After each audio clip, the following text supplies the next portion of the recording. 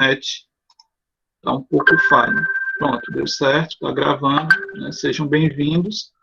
Hoje nós vamos estar fazendo a correção da atividade, né, sobre o livro Lucília, de José de Alencar, e também revisar, tá bom, algumas características aí da prosa romântica. Já são aí 5 minutos aí de aula já, então acredito que quem entrou, né, possa, né, já está, senão, à medida né, de vocês vão entrando, eu pedindo autorização. Então, os objetivos, né, vai ser analisar obras literárias românticas e identificar as principais vertentes do romantismo brasileiro e compreender as características literárias da obra Lucília, de José de Alencar, identificando os princípios românticos do estilo urbano contidos no texto. Certo? A gente vai fazer a leitura do texto e, para isso, né, eu quero que vocês participem, né, e espero não ter que estar chamando várias vezes, né, os alunos para estarem lendo, tá bom? Então, a gente vai ver aí, né, foco textual, o 15º capítulo do livro Lucília, né, de José de Alencar, que faz parte dos romances urbanos, tá? Só para a gente ver aí um linear, né, de quem já perdeu algumas aulas anteriores. O romantismo na prosa, né, ele inicia com 2 textos, né, 2 livros, né, alguns literários consideram A Moreninha como o livro inicial da prosa romântica, né, do Dr. Macedinho, ou O Filho do Pescador, de Teixeira de Souza, tá? Então, esses 2 livros, ele iniciam o romantismo no Brasil. Com isso, né, alguns autores posteriormente vão se destacar. O principal que se destaca aí é José de Alencar, até mesmo porque as obras dele são as únicas a contemplarem as 4 divisões que a gente tem da prosa nesse período. Então, a gente vai ter a prosa idianista, né, que tem um foco de resgate nacionalista, de colocar o índio como herói nacional, da mesma forma que a gente viu na primeira geração, tá bom? Lá da poesia. Ok? O segundo foco de prosa vai ser a regionalista, que vão descrever as regiões do Brasil, suas especificidades territoriais, né, as características de território, a linguagem e os hábitos, né, que se tinham, né, nessa população interiorana, ou seja, quais eram os hábitos e o linguajar, né, a forma de falar que se tinha, né, dentro das regiões brasileiras. Então, a gente vai ter, né, dentro das obras de José de Alencar, por mais que ele não morasse em todas as regiões, e às vezes nem tenham ido em todas as regiões brasileiras, a gente vai ter obras, por exemplo, o Gaúcho, que destaca a região sul do Brasil, mas nós também temos o sertanejo, né, que destaca, por exemplo, o Nordeste, né, o Ceará. Então, a literatura do José de Alencar, a literatura, né, alecariana, ela é bem diversificada. Além do José de Alencar, a gente vai ter outros autores, como o Visconde de Taunay, que foi na obra Inocência que nós estudamos e que vai ser contemplada na nossa prova, tá bom? A Inocência, ela traz uma linguagem regionalista, principalmente do sertão, ali, né, do território ali de Minas Gerais, né, ali a região interiorana de Minas, tá? Não é focado no Nordeste, mas é focado aí, tem um foco no sertão de Minas Gerais, e destaca aí os hábitos da população desse período. Ok? Nós vamos ter os romances históricos, né, que vão retratar aí, vamos assim dizer, partes da história do Brasil, principalmente, né, em períodos de rebeliões ou de guerras. Tá? Aí a gente vai destacar aí 2 textos aí do José de Alencar, 2 livros, e a gente vai ter um foco aí também no romance urbano, que é os romances que tinham também um foco até mais de entretenimento, que é, além dos romances que tem um foco mais idealizado, a gente vai ter romances que destacam ali como A Moreninha, né, 5 Minutos, A Viuvinha, que eram romances bem mais, vamos assim dizer, Água com Açúcar, eram romances bem mais tidos idealizados, que vinham trazer também, da mesma forma que Lucília, a caracterização da região metropolitana, né, das principais capitais aí do Brasil no período, né, que era Rio de Janeiro, Recife, São Paulo. Deixa eu só ver aqui, algum aluno está pedindo permissão. Certo? Seja bem-vindo, Tauan. Para o Tauan e para os demais que chegaram, a gente está revisando aí, né, antes da gente passar para a correção do exercício, a divisão, tá, da prosa romântica, que eram divididas em indianista, regionalista, romance histórico e romance urbano.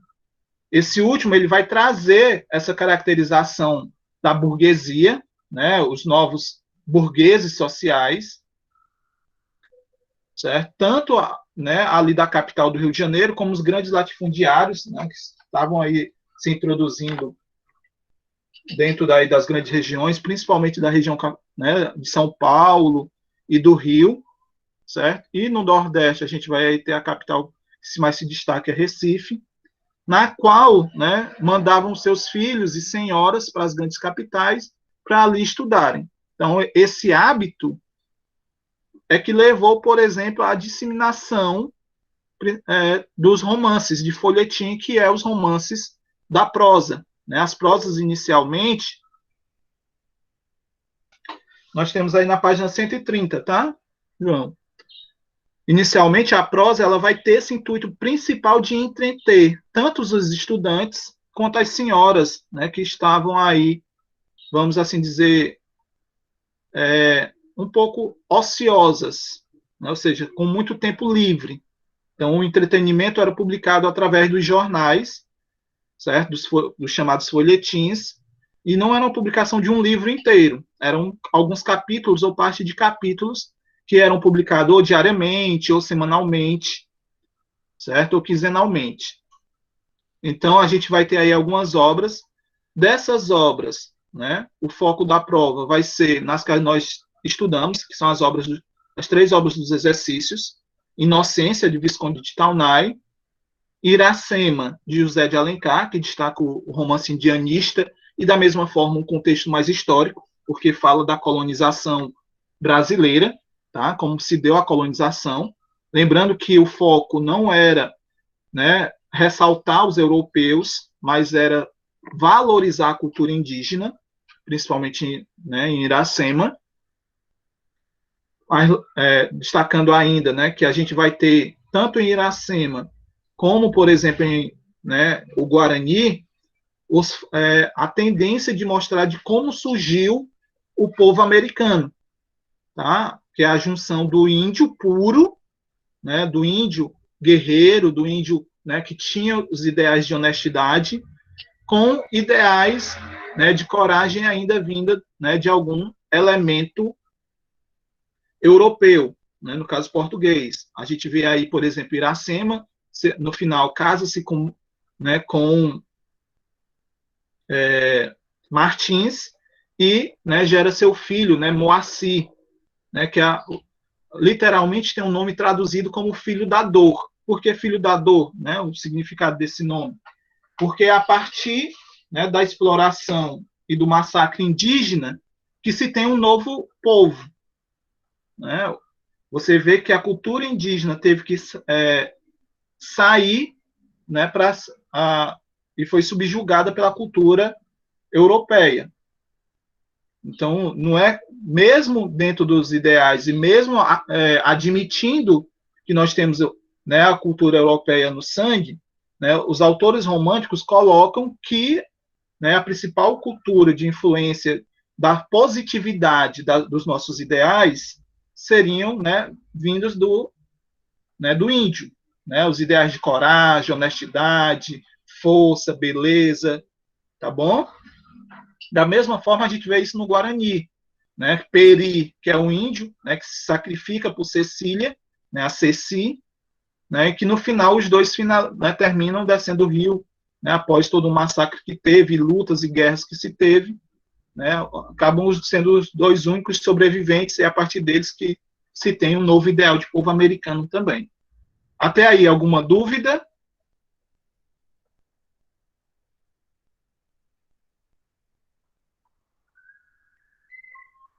Hein, meninos? Alguma dúvida? Podemos prosseguir para a correção? Terra chamando alguém da lua, ou vice-versa. Baixem aí os espíritos. Podemos prosseguir então, né, Gabriel? Então, como eu disse, meninos, né, como nós temos aí 22 alunos até o presente momento, eu vou precisar de que vocês se habilitem para estar lendo o texto, né, ele é um pouco longo, são 2 páginas, mas é interessante a gente ler o texto para depois passar para as perguntas, ok? Então, eu espero que não aconteça igual a outra aula, que eu tive que estar falando 10 mil vezes para alguém ler. Então, vamos lá, quem se habilita ou eu tenho que indicar? Quem começa aí o primeiro slide?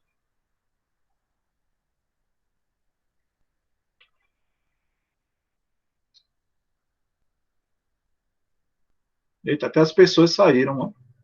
Começou a sair.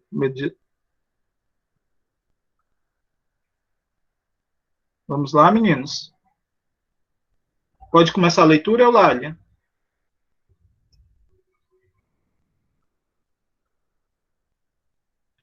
15º capítulo de Lucila. Posso.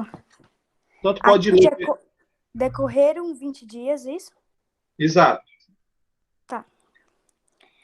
Decorreram 20 dias. Chegando uma tarde, vi Lúcia assustar-se e se esconder sobre as amplas dobras do vestido. Um objeto que me pareceu um livro. Estava lendo? Ela perguntou-se. Não, estava esperando-o. Quero ver que livro era. Meio à força e meio rindo, consegue tomar o livro. Depois de uma franca resistência, ela ficou enfadada. Era um livro muito conhecido. A Dama das Camélias. Ergui os olhos para Lúcia, interrogando a expressão do seu rosto. Muitas vezes lê-se não por hábito e distração, mas pela influência de uma simpatia moral que nos faz procurar um confidente nos nossos sentimentos, até nas páginas mudas de um escritor. Lúcia teria, como Margarida, a inspiração vaga para o amor, sonharia com as afeições puras do coração. Pronto. Difícil de ler. Para quem não conseguir acompanhar, tá, pelo slide, né, já que a tela do celular é um pouco dificultosa para ler, nós estamos aí na página 130 do livro de português, tá bom? Então, nós tivemos aí os primeiros parágrafos, na qual nós temos aí o encontro, né, de Lúcia com seu pretendente, Fernando, e, né, verifica-se aí que ao chegar ele encontra ela lendo, né, um livro conhecido, né, do romantismo também, só que do romantismo europeu, que destaca, semelhantemente à história de Margarida, né, que era a da Dama das Camélias, uma história muito similar à da Lúcia. Né? Que história é essa? Né, já. Lúcia, ela é uma cortesã, ou seja, uma prostituta. Quando ela, né, conhece até então, né, o seu pretendente, ela se veste muito bem, né, não, com todas as honrarias. Se você olhar pelas imagens que são descritas do livro, né, todas, né, descrevem aí Lúcia, né, Lúcia ou Lucila, que é o nome do livro, ela com um ar bem aristocrata. O que diferenciava essas damas? Inicialmente, os seus hábitos. Mesmo que elas fossem aos passeios, quando eu digo os passeios, eram normalmente os locais, né, das grandes capitais, que as pessoas iam, né, os parques, né, os calçadões, à beira né, dos portos, né? Normalmente as damas, realmente, as senhoras, né, filhas de respeito ou senhoras casadas, ou elas eram acompanhadas por seus maridos, namorados, né, e ainda acompanhado por um serviçal, mas elas não andavam só. Então, já a Lúcia, né, desde já quando teve o primeiro encontro, ela, né, andava só pelo calçadão, tá bom? Então isso aí já diferenciava. Aí um aspecto que ele quis chamar a atenção foi o quê, né? Será que ela estava pretendendo expor os seus sentimentos da mesma forma que Margarida, né? Em Damas das Carmélias, Margarida era também uma prostituta, né, que se apaixona, né, e acaba, né, tentando a redimissão dos seus pecados, né, voltando aí para o seu romance. Então a gente vai iniciar aí, já dou um breve resumo. Será que a Lúcia pretendia a mesma coisa? Era a mesma indagação aí que, né, estava sendo feita agora, tá bom? Quem continua?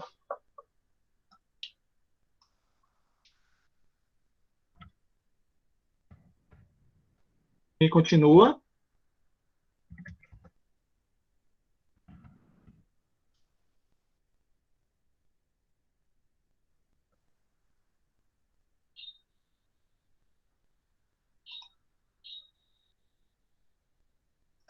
Tem que indicar de novo.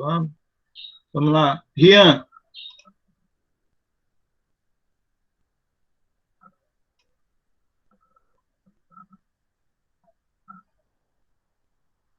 Eu posso, professor? pode sim, querido. Ela tornou-se de lacre sentindo o peso de meu olhar. Esse livro é uma mentira, uma poética exageração, mas uma mentira não julga o impossível que uma mulher como Margarida ame. Talvez, porém nunca desta maneira, disse indicando o livro. De que maneira? Dando-lhe o mesmo corpo que tantos outros tiveram. Que diferença haveria, então, entre o amor e o vício? Essa moça não sentia, quando se lançava nos braços de seu amante, que eram os sorbejos da cor. Os lábios naquele momento latejassem ainda com os beijos vendidos? O amor purifica e dá sempre um novo encanto ao prazer.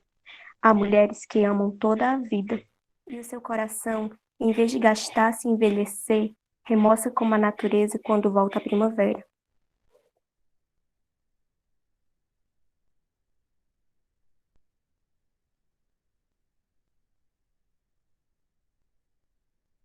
Disse que eu tinha desligado o microfone.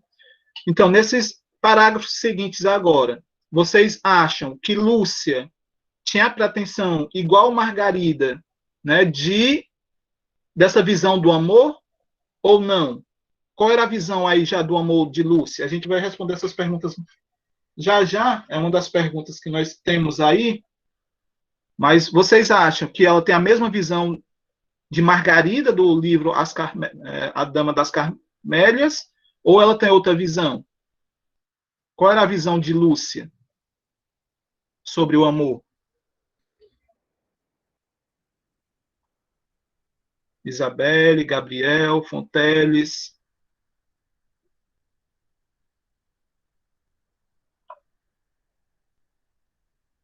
E aí, qual era a visão de Lúcia sobre o amor?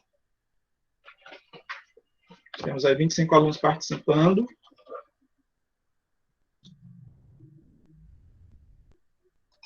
Meninos, qual era a visão de Lúcia sobre o amor? Vamos lá?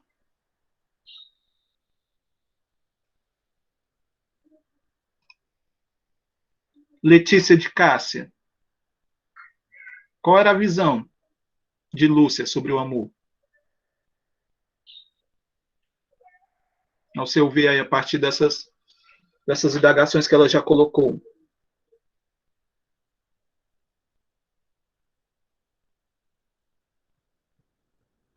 Não conseguindo me ouvir, meninos?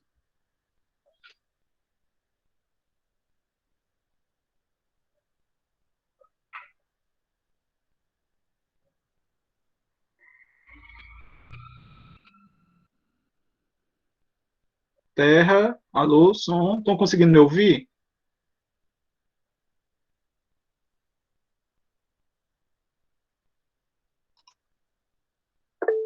Ok. Pronto, você a consideraria que ela tem uma visão do amor romântico? É uma visão mais. Vamos dar uma continuidade. Você pode ler para mim o próximo slide? Vamos lá?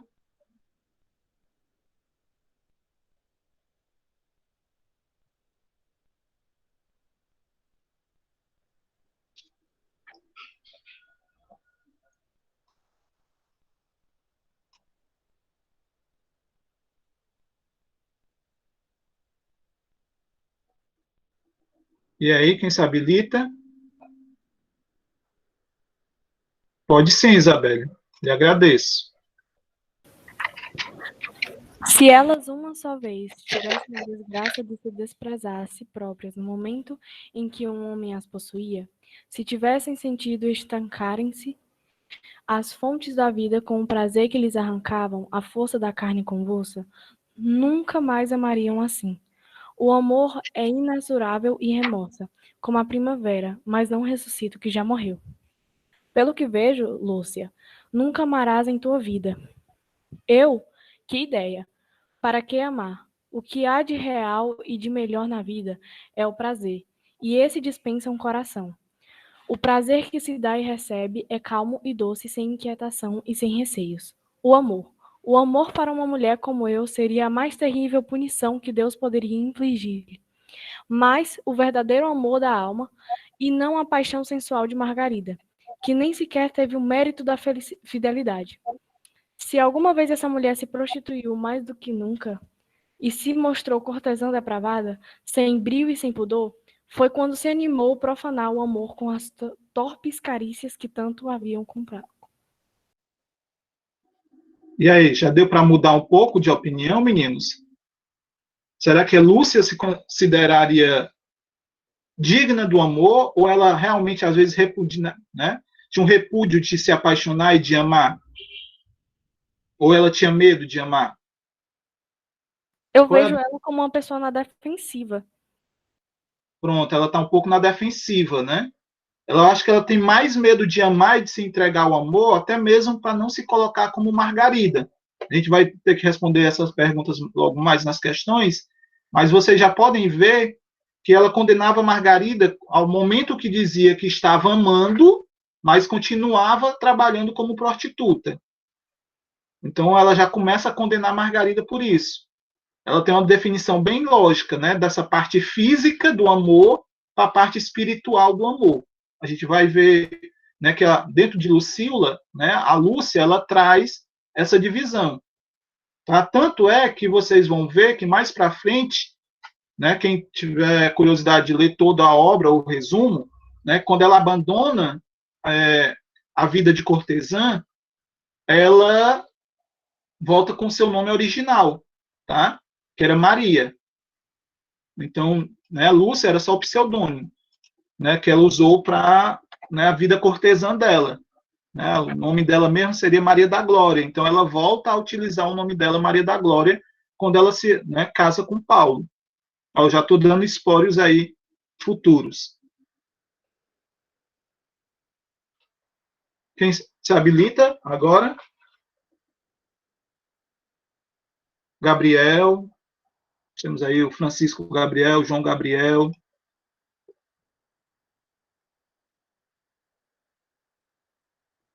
E aí, quem se habilita? A voz masculina. Kaique, Edinaldo.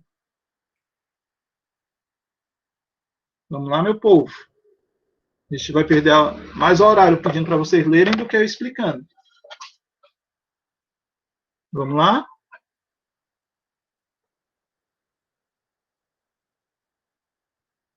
E aí?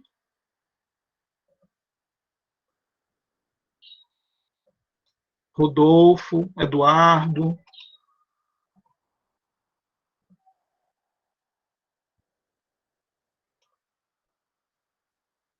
Eu quero saber esse povo, quando a gente voltar para. Pode ler o próximo A próxima lâmina, Rodolfo. O próximo slide. Lúcia falou com uma volubilidade nervosa. Pode continuar? Vai ver quando esse povo estiver dentro da sala de aula, que eu mando lá ler, eles vão ficar com calcara para mim, porque agora eu não estou vendo os rostinhos. Lúcia falou com a A professora não rolou, não. Tenha medo de ler não, Rodolfo. Algumas palavras estão fora do nosso hábito, porque eram, né, do período aí de 1900, né, e 1900, bem no início, 1986, por aí.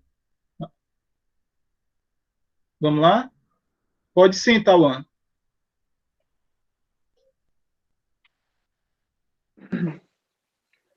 Lúcia falou com volubilidade nervosa. Às vezes o rosto se tornava sombrio e torvo para esclarecer-se de repente com um raio de indignação, que cintilava na pupila. Outras, a sua palavra sentida e apaixonada estacava no meio da vibração afogado num sorriso de desprezo. E houve um homem que aceitasse semelhante amor. Ele também a amava, e certamente não pensava como tu. Mas é possível amar uma mulher que se compra e se tem apenas a desejam, a menos que não se ame por especulação e cálculo para obter-se de graça o que não se pode pagar. Seria uma infâmia. Não deis a isto o santo nome do amor.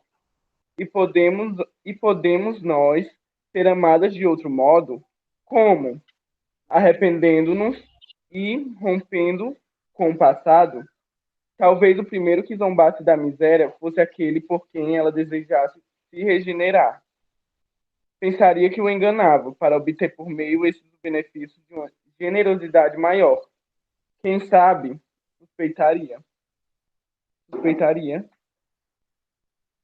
Até que ela sonhava. Eu mudei o slide. Até que ela sonhava com uma união. Tá certo. Posso ler? Pode sim. Até que ela sonhava com uma união aviltante para a sua honra e para a sua reputação e para a reputação de sua família. Antes 1000 vezes essa vida, nua de afeições, em que se paga o desprezo com a indiferença. Antes de ter seco e morto o coração do que senti-lo viver semelhante tortura. Está bem, deixemos em paz a dama das camélias. Nem tu és Margaridas, nem eu sou Armando. Oh, juro-lhe que não. Esse juramento teve uma solenidade que me pareceu caricata. Ou porque eu percebesse, ou por uma das inexplicáveis transições que lhe eram frequentes. Lúcia soltou uma gargalhada. Muito bem, Tauan, obrigado. Então, meninos, vocês veem aí que Lúcia ela já tem uma visão, vamos assim dizer, diferenciada, né, do que aconteceria no livro Dama das Carmélias.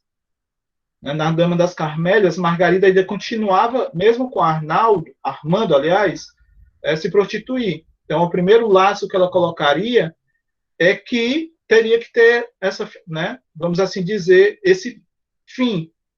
E se futuramente ela se casasse com o amado, ou iam dizer que ela só se casou com ele, não por amor, mas para sair dessa vida e limpar o nome da família, né, a sua reputação, né, já que a família ia ser mal vista por ter uma filha prostituta, ou porque o mesmo homem, né, estaria com ela porque não teria finanças para pagar por seus serviços.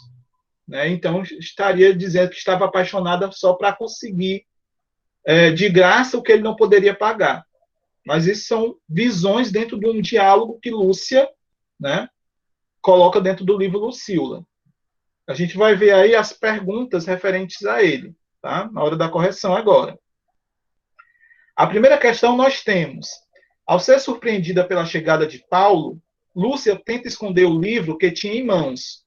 considerando o contexto, né, e o box que eu trouxe aí do lado, né, que é a Dama das Camélias, responda o que tal atitude da personagem revela a respeito dos sentimentos e das intenções dela. Tá? No box nós temos a obra A Dama das Camélias, de Alexandre Dumas Filho, né? Alexandre Dumas, um dos românticos da prosa portuguesa, né, da Europa. A Mais Desejada Cortesã de Paris, né, que é a Margarida Gautier, né, e Arnaldo Duval, um jovem burguês provinciano, ou seja, um jovem burguês que vem do interior, se apaixona, né, tem uma história de amor entre eles. E mesmo apaixonada pelo rapaz, Margarida continua a se relacionar com outros amantes, até que os dois decidem ir viver no campo. Pouco tempo depois, porém, persuadida pelo pai do jovem, ela sacrifica seu amor e abandona Armando. A contragosto, retoma sua vida de cortesã e pouco tempo depois morre vítima de tuberculose. Né? O livro de Dumas é de caráter autobiográfico, já que ele se baseou numa história que ele viveu com a Francine Perse, né? Que é uma cortesã famosa aí de Portugal. E aí, né? Mediante aí o pequeno resumo de A Dama das Camélias, né? E o que a gente viu de Lúcia, por que foi que ela teve essa atitude de, né, esconder o livro e o que isso revela sobre seus sentimentos e intenções? O que é que vocês colocaram?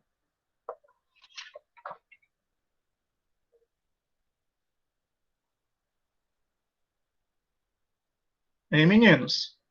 Vamos lá? Agora é a vez de vocês me responderem. Ao ver de vocês, por que que Lúcia, né, escondeu o livro que estava lendo, né? O que isso mostra sobre os sentimentos e intenções dela?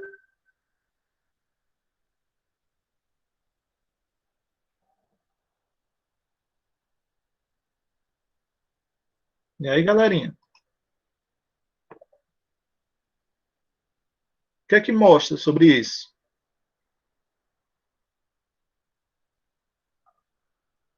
Ela realmente não tinha nenhum sentimento, nenhum amor, ou como a Isabelle colocou, né?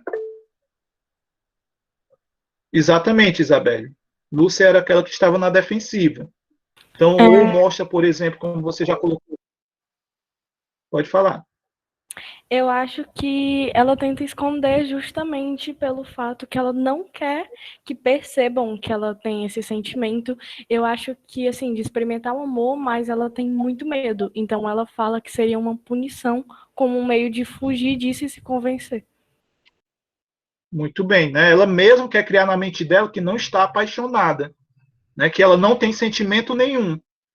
Mas eu, né, da mesma forma, ela busca no livro alguma coisa que mostrasse e tirasse essa dúvida dela, né? Será que, por exemplo, da mesma forma que Margarida, ela poderia estar, né, se apaixonando, né? Será que ela teria, por exemplo, né, uma forma de sair dessa vida e voltar, né, para uma vida mais romântica, quando eu digo, mas de forma mais digna, espiritual, honesta, né? Então, seria mais ou menos isso mesmo. Então, ela tenta esconder o livro para exatamente achar que está escondendo seus próprios sentimentos. Ao longo do diálogo com Paulo, né, a gente vê aí a Lúcia e o Paulo conversando, ela faz crítica ao livro, em especial ao personagem Margarida. O que a Lúcia condena em Margarida? O que é que a Lúcia condena em Margarida?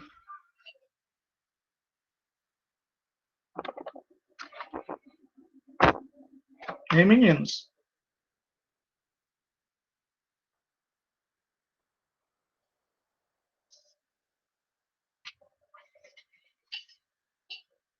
O que é que Lúcia condena em Margarida?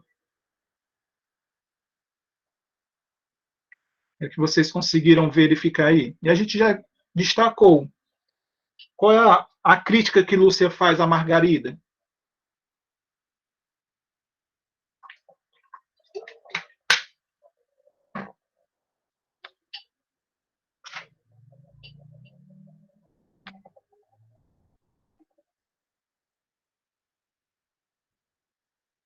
E aí, meninos? Alice, Eulália, Fabrício, Felipe Gabriel, Francisca das Chagas, Francisco Gabriel, Rian. Qual é a crítica, né, que Lúcia, né, destaca ao personagem Margarida, do livro Dama das Camélias?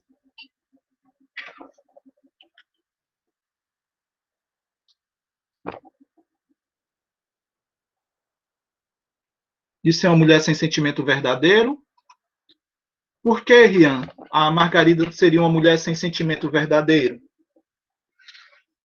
É uma questão bem específica aí.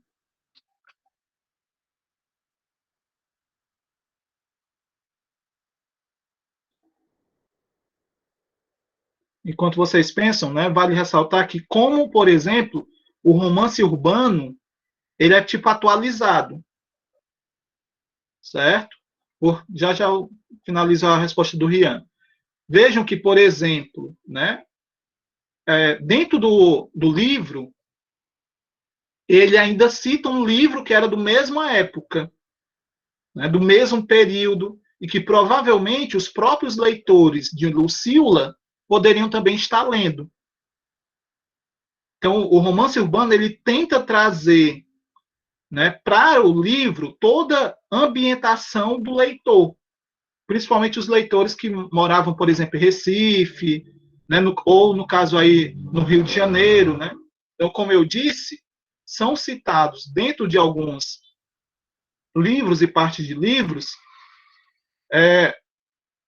prédios, locais, passeios, né, que eram próprios, por exemplo, do Rio de Janeiro. Né? Então, quem estava lendo, né, podia ser até considerado dentro da própria da história, tá bom?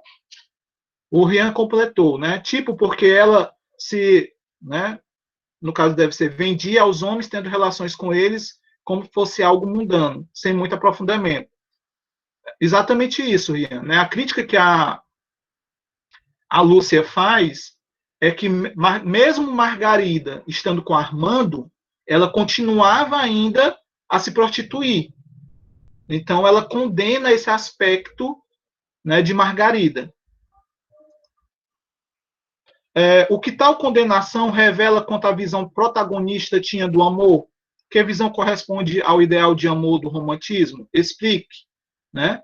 Por exemplo, a visão que a Lúcia tem, né, é a visão ideal do amor romântico, né, do romantismo? Né? Qual é a visão que ela tem do amor? E essa visão é semelhante à né, do amor romântico ou não? Me digam aí. Seria exatamente mais voltado por espiritual, João Gabriel, né? O amor romântico, ele coloca que ele não é um amor totalmente carnal. Ele é um amor que constrói o espírito, né? Quando eu digo espírito, é a mentalidade, a alma, né? O ser, as qualidades, né? Os princípios, valores. Então, o amor romântico, ele formaria o caráter, certo? Então, a gente vê isso, por exemplo, na visão do amor que a Lúcia tem, ou não? Para ela, o amor seria mais correspondente à carne. Nas falas dela, vocês acham que ela colocou o quê?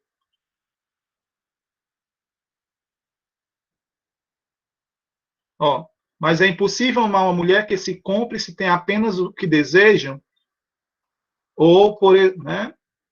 Quando nós temos aqui também, né? O amor para uma mulher como eu seria a mais terrível punição, né? Porque depois.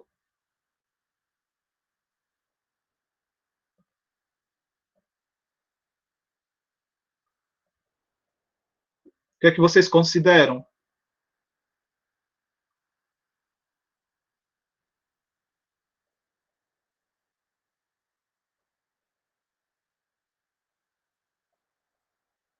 Né? Mas o verdadeiro amor da alma, né? E não a paixão sensual de Margarida. Então ela coloca aqui, ó, né? O verdadeiro amor da alma. E aí, que tipo de amor é esse? Esse amor, né? Que ela coloca que é um verdadeiro amor da alma. é típico do romantismo, né, aquele amor que reconstrói, né, que reforça os valores humanos, ou é um amor mais sensual, mais carnal, na opinião de vocês? O que a Lúcia tem? A Isabel colocou aí mais romântico, né, do romantismo. Então, esse ideal que o amor valoriza os aspectos espirituais, né, da alma, são voltados para os ideais do romantismo. E quando eu digo alma, não é, né, espiritual, não só é a referência a Deus, não, tá bom? Né, o ideal romântico espiritual seria a consideração que forma o caráter humano. Então, ela condena a Margarida exatamente por isso, porque a Margarida continua ainda com os aspectos carnais e o amor era mais sensualizado, né? Era a questão de deitar-se com Armando. Já o amor que ela supria por Paulo, você vai ver na obra que em nenhum momento eles têm tanto um contato físico. Normalmente, a maioria dos encontros deles são encontros que eles conversam, dialogam. Então, é um amor que vai sendo construído a partir da conversa, do diálogo, né, da conquista. Tá bom? Na terceira questão, nós temos Paulo e Lúcia discutem sobre o amor. Ele tem a opinião que que o amor purifica e, né, rejuvenesce o coração. De acordo com Lúcia, isso seria impossível para ela. Por quê? Né, de acordo com a Lúcia, lá no texto ela diz que isso é impossível. Por quê?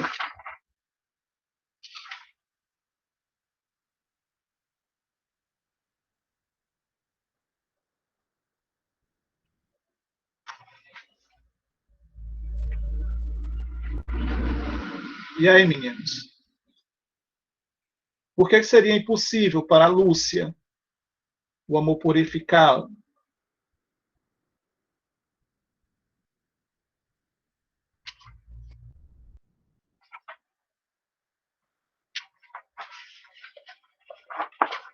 Meninos? Vamos lá? Por que para a Lúcia seria impossível?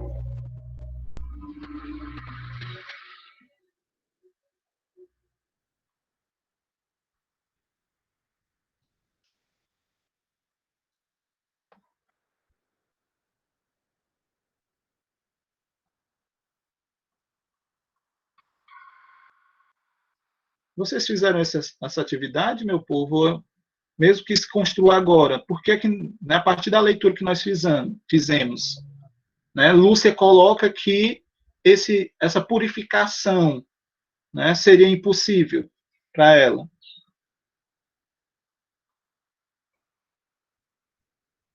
Lá no texto nós temos. O que é que ela se coloca, né, que seria impossível? Né? O Paulo coloca, né, que, né, isso traria, né, uma nova colocação, né? Mas ela coloca que o amor purifica e dá sempre um novo encanto ao prazer, né? A mulheres, o Paulo coloca, né? Há mulheres que amam toda a vida e o seu coração, em vez de gastar-se, né, ele recomeça. Sim, ela discorda, né? Se elas uma só vez tivessem a desgraça de se desprezar a si próprias no momento em que o homem as possuía, se tivessem sentido, né, estancassem as fontes da vida com o prazer que eles arrancavam, a força da carne convulsa, nunca mais amariam assim. Então a gente tem essa fala aqui, ó. Ela discorda dele a partir daí, né? O amor é inexaurível e recomeça, como a primavera, mas não ressuscita o que já morreu. Então, dentro dos elementos do texto, ela coloca que, né, o amor para ela já é morto. Por quê? Porque ela se despreza a si mesma. Né? Ela coloca, né, se essas mulheres uma só vez tivessem a desgraça, qual é a desgraça? Ela coloca que a vida cortesã dela é uma desgraça, sim. Né? Ela não fazia por prazer e se desprezava. Né? Ela tinha desprezo por si mesma. Tá? Então, no momento que os homens a possuíam, ela tinha desprezo por si mesma. E, naquele momento, ela considerava que as fontes da vida eram-lhe arrancadas, né, a partir do momento que ela se entregava. Então, é a partir daqui, né, esses elementos do texto que comprovam que, por isso que ela acreditava que ela não era digna do amor. Tá bom? Porque a vida que ela escolheu de cortesã já tinha lhe arrancado isso.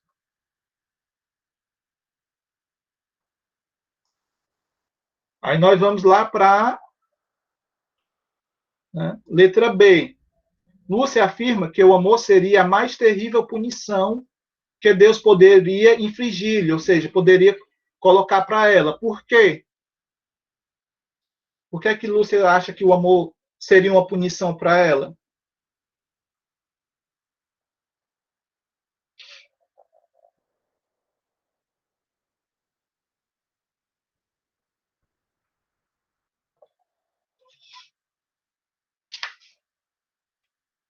E aí, meninos?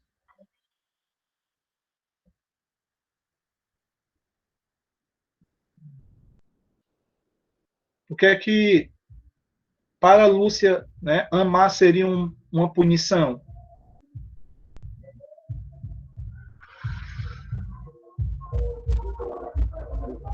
A gente até discutiu já. O que é que ela condenava, por exemplo, né, o amor, né, da Margarida, né, mas levantando outros aspectos. Porque ela teve uma vida marcada por muito sofrimento decorrido a uma vida amorosa instável. Né, a Beatriz colocou aqui, né, devido à prostituição. Para falar a verdade, Beatriz, ela não teve, né, a gente não pode dizer a vida amorosa, ela teve uma vida sexual ativa, tá? Já que dentro dos ideais românticos, o amor seria mais ligado ao próprio sentimento. E ela não amou nenhum dos homens que ela era obrigada a deitar. Ela fazia isso por dinheiro, porque precisava, né, bancar a família. Tá bom? Mas nesse ponto, por que seria uma punição? Né, da mesma forma que Isabelle já, né, que a Isabelle colocou que ela tinha medo de estar amando, né, e, né, da mesma forma que a gente já viu aqui, né, que ela coloca que isso para uma, né, para uma mulher seria incompatível. Por quê? Né, porque ela viu que, né, se ela amasse um homem, provavelmente ele não a ia querer como esposa. Ele não ia querer para ele, né, uma mulher que fosse prostituta. Ou, né, ela sempre teria a dúvida de que se ele não estaria com ela só para ter de graça o que ele não poderia pagar. Então, para ela, por isso seria uma punição. Né? Seria algo que infligia ela não fisicamente, mas mentalmente. Psicologicamente, ela sempre ia ter a dúvida: será que ele vai me aceitar? Será que ele vai me amar de verdade? Ou será que ele me aceitou só porque ele não pode pagar, né, meus custos amorosos, né, os custos, né, mas será que ele realmente ia casar com ela? Então, para ela, seria uma aflição por isso. Seria um castigo por isso. Porque ia criar nela aquela dúvida e aquele anseio psicológico. Estão entendendo, meninos?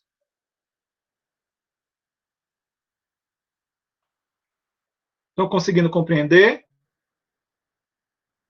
Aí a gente até tem aí a letra C, ó. A visão que Lúcia tem de sua condição reforça os valores da sociedade em que ela vive, né? Justifique sua resposta. Então, essa é, pode dizer, a mesma visão que a sociedade da época tinha. Hoje, por exemplo, né, a gente tem uma visão mais aberta. Mas como a Beatriz colocou, né, pois ela reproduz os preceitos populares, né, que uma meretriz é indigna de um amor verdadeiro. Exatamente isso, né, Beatriz? A sociedade acha que uma prostituta não teria a capacidade de amar. E mais ainda, né, o homem não deveria se juntar, casar-se com uma mulher desse estilo. Né? Se tinha uma mulher dessa para se ter prazer. Mas o casamento era para ser algo, né, mais voltado à pureza, né, voltado só para os anseios sociais. o próprio casar naquela época não era totalmente um casamento amoroso por amor. Né? O casamento amoroso vai ser idealizado nos livros românticos. Mas até então os casamentos eram arranjados. Né? As famílias arranjavam, né? Tinha-se todo um dote. Quando a mulher chegava à época de casar, isso vai ser até tema de um dos livros, né, do José de Alencar, que é A Senhora. Como a Aurélia não tinha, né, um dote, né, para o casamento, a família era pobre, e ela já não tinha os pais, então ela foi abandonada por seu pretendente porque ele conheceu outra dama que o dote era maior. Né? Ou seja, a quantia em dinheiro ou terras que ele receberia ao casar-se com ela. Tá bom? Já que, por exemplo, depois que ela saísse para o poder do marido, ela não teria mais direito nenhum também às heranças do pai, a não ser que ele não tivesse mais nenhum um filho. Mas as heranças ficavam para os filhos homens.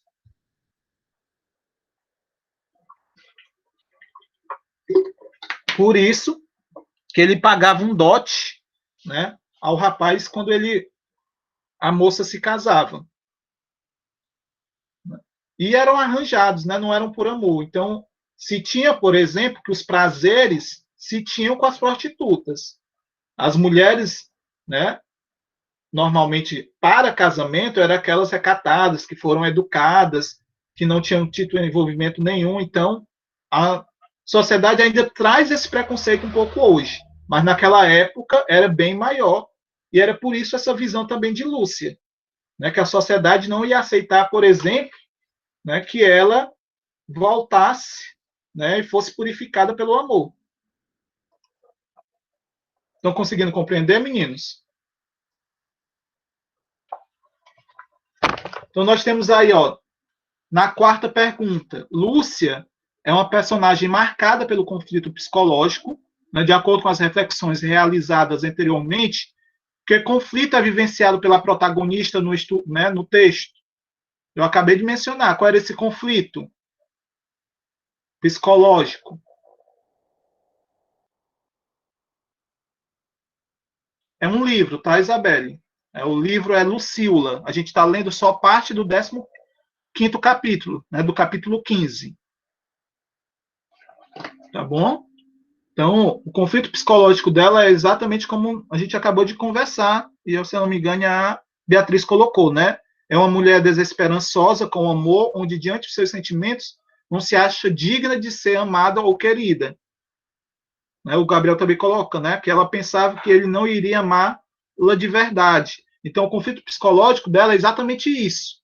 Que, na visão dela, né, o Paulo nunca chegaria a amá-la de verdade. Ou ela nunca seria reconhecida como uma mulher digna para casamento. Né? Ela não seria amada ou querida realmente por um homem, por ela antes ter sido prostituta. Tá bom? E lembrando, ela ainda manifesta, né, que a Margarida, né, ela critica isso porque a Margarida, a partir do momento que teria achado o amor, ela pode ter se desvinculado, né, da vida cortesã que ela tinha. O conflito interior vivenciado pela personagem manifesta-se, às vezes, em mudanças bruscas de comportamento. Identifique no texto um trecho que comprova essa afirmação. E aí?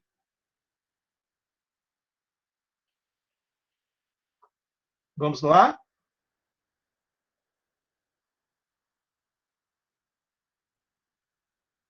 No texto, né? Onde é que a gente vê, por exemplo, aí esse conflito, né, destacado de Lúcia?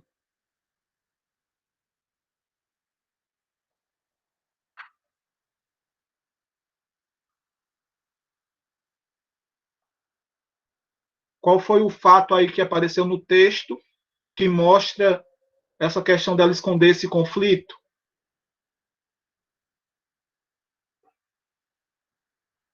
De não querer, por exemplo, admitir que poderia estar apaixonada? Ou de que, né, está amando? Qual foi o fato aí que gerou, por exemplo, todo esse embate, todo esse diálogo?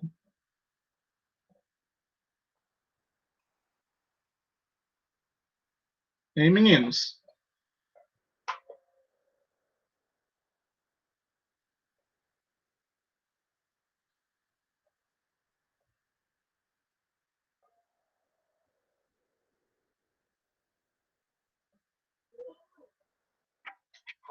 E aí, galerinha, qual foi o fato do livro aí que, né, nesse capítulo aí que a gente leu, que mostra, por exemplo, essa questão, né, dela,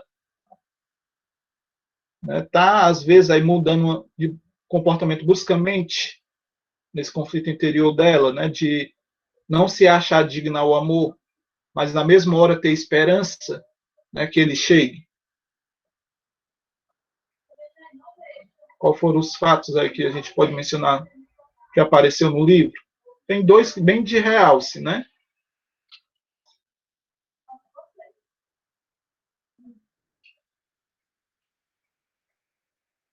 Estão conseguindo me ouvir?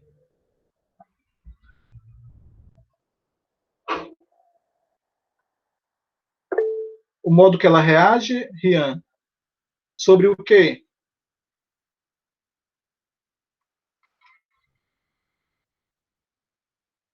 A letra B ainda, Gabriel. Sobre as perguntas. Né? O que foi que levou, por exemplo, ao diálogo, inicialmente, Rian, entre ela e Paulo, nesse capítulo?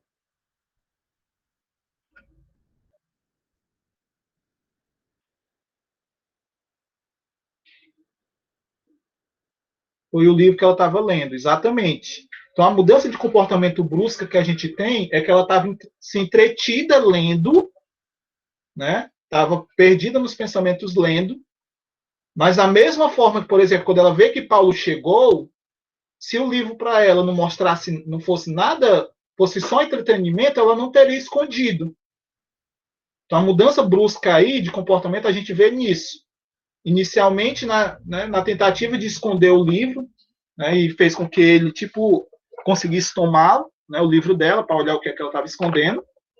E também, por exemplo, de outras formas, né, que ela vai criticando a forma de pensar do livro, né, ou a forma do amor. Então, essa mudança de comportamento. Ok? A C, nós temos aí um quadro no livro que ele destaca, de acordo com o crítico Antônio Cândido, houve no século XVIII uma significativa mudança no romance, caracterizada pela passagem de um enredo complexo, com personagens simples, para um enredo simples, com personagens complexas. Né? No caso de Lucila, o enredo é simples. Né? Que enredo simples é esse? Né? É um amor de uma prostituta com um rapaz da sociedade vindo do interior, né? Que é o mesmo forma das Damas das Camélias. Mas que as personagens elas se tornam complexas. O que são personagens complexas? São personagens que a gente vê um conflito mais psicológico, né? Que a gente, como leitor, tende a buscar mais para compreender. Então, são personagens mais complexos. Esse processo de complicação da psicologia das personagens foi crescente e chegou até o início do século XX. A gente vai ver isso principalmente quando for no realismo, nesse complexo psicológico do real, né, quando a gente for passar para o realismo. A distinção entre as personagens foi teorizada por diferentes críticos literários. Edward Forster, romancista e crítico inglês, classificou as personagens como planas e redondas. As personagens planas têm características que se mantêm ao longo da trama, ou seja, elas não mudam em meio às novas circunstâncias e o seu comportamento nunca surpreende o leitor.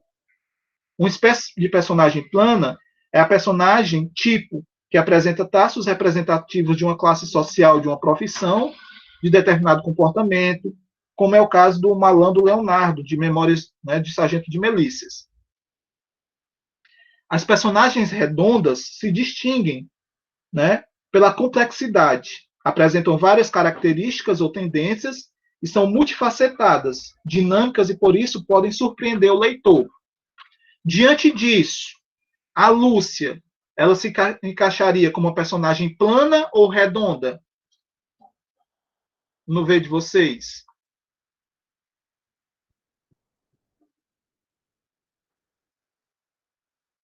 Pronto, né? O Rian colocou redonda. Quem mais?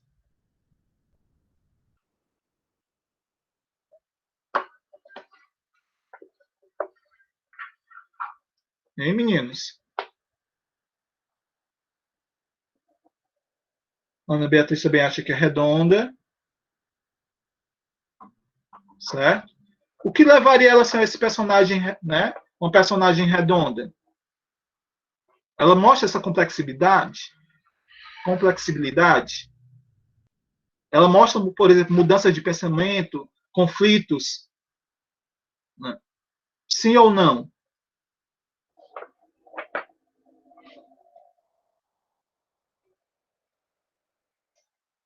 E aí?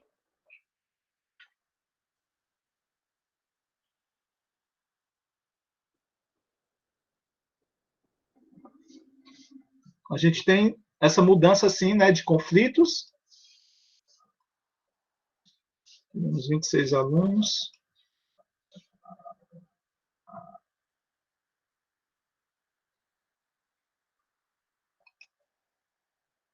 Ó, a gente vai ter a Lúcia como um personagem redonda, sim, tá? Por quê? Porque além dos conflitos, né, nas mudanças de comportamento dela, ela também é uma mudança de perspectiva, né? A Lúcia, ela se deixa, né, ser amada e realmente encontra o amor, e ela muda totalmente de pensamento, né? Ela se entrega ao amor no final do livro, tá? E mesmo aqui a gente vê a mudança de comportamento, esse problema, esses conflitos psicológicos, né, de ter vontade de amar, mas ter medo. Então isso considera, né, mostra que é um personagem complexo. E no final, como eu disse, né, ela acaba voltando até o próprio nome original nela, que é Maria da Glória, né, e se casa com o Paulo, tá? Tem um final trágico no final, né? Eles não conseguem, né, viver felizes para sempre. A gente não vai ter esse total nos livros românticos, alguns os livros mais complexos, né, até mesmo porque ela morre quando engravida, né? Ela prefere até mesmo morrer do que abortar o filho, que era a oportunidade, né, a opção que foi dada pelos médicos. Então, o José de Alencar, né, no livro, né, no prólogo, no início do livro, ela coloca que Lucila é um vagalume que brilha intensamente na escuridão à beira dos pântanos. De acordo com essa sugestão de sentido oferecida pelo título do livro e as reflexões realizadas ao longo deste estudo, levante hipótese. Como essa imagem, né, do inseto Lucila pode ser associada a Lúcia, a heroína da obra? Hein?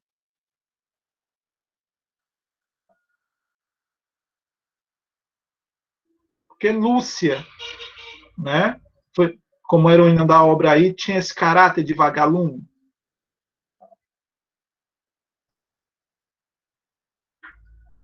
Vamos lá, meninos? Só para a gente finalizar.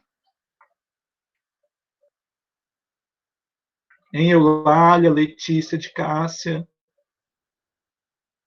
Lívia, Kaique, Marielle. Por que, é que a Lúcia trazia essa característica de vagalume, né, de brilho? O brilho do vagalume é externo ou interno?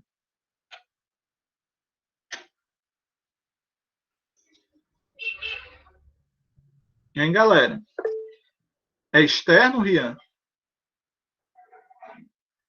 Não é parte dele, não? No interior dele?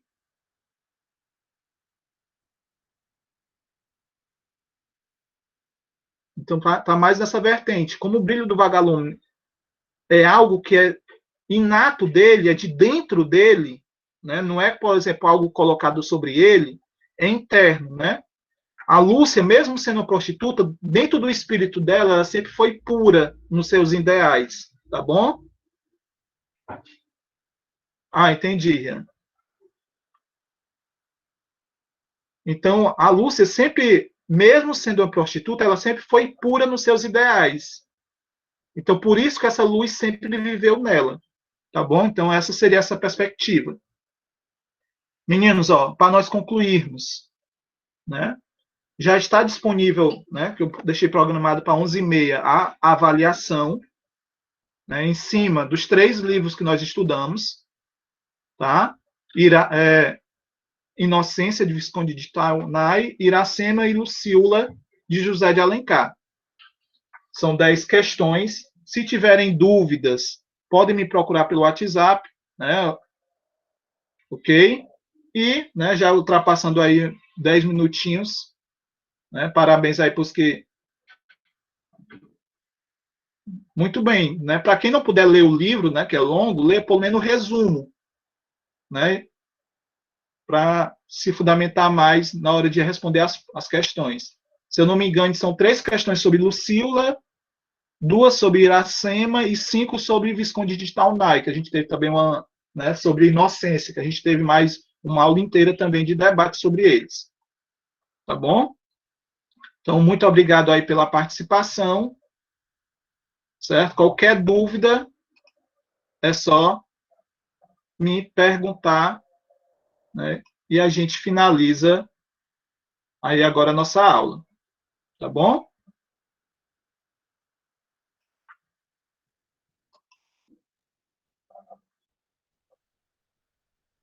Ok, bye bye, meninos. Até nossa aula de redação na próxima quinta-feira e para os do primeiro B, até a nossa próxima segunda.